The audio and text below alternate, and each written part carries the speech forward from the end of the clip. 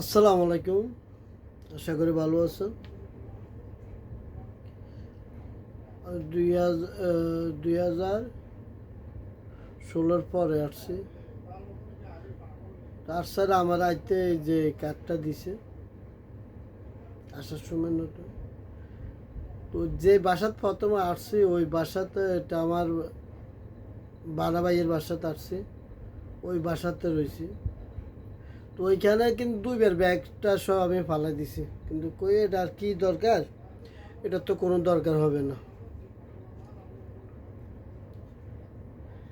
এখন হঠাৎ দেখছি ফেসবুকে, দেখতেছি সরকারের থেকেও দেখতেছি প্রবাসী কার্ড দিবে।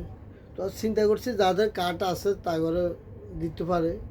তো এটা একটা আমরা নিউজ পাইছি, আমার প্রথম আসা যে প্রবাসী কার্ড, আমরা কার্ড বলতাম।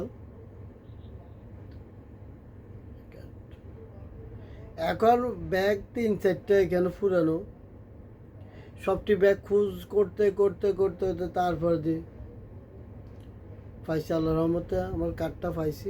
কিন্তু প্রথম ওই মানামা বাঙালি গলি থাকতে আমি ফালাই দিছি। আমার ছোটো বারা বাসাত ছিলাম, ওরা 2-6 মাস প্রথম মাস।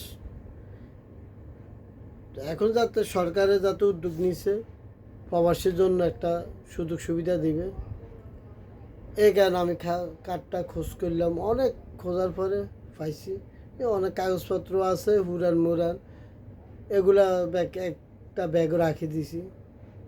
যাক আলহামদুলিল্লাহ, যদি প্রবাসীর জন্য যদি সরকার কোনো একটা কিছু করে তো অবশ্য আমার জন্য ভালো।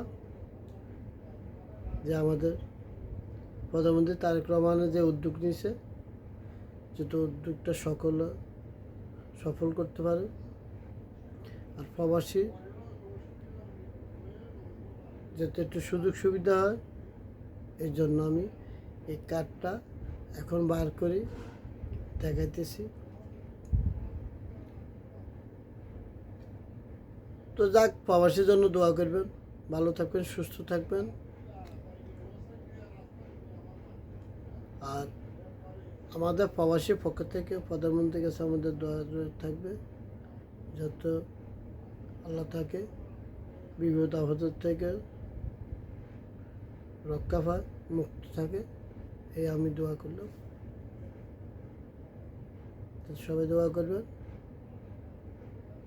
প্রবাসীর জন্য। আসসালামু আলাইকুম।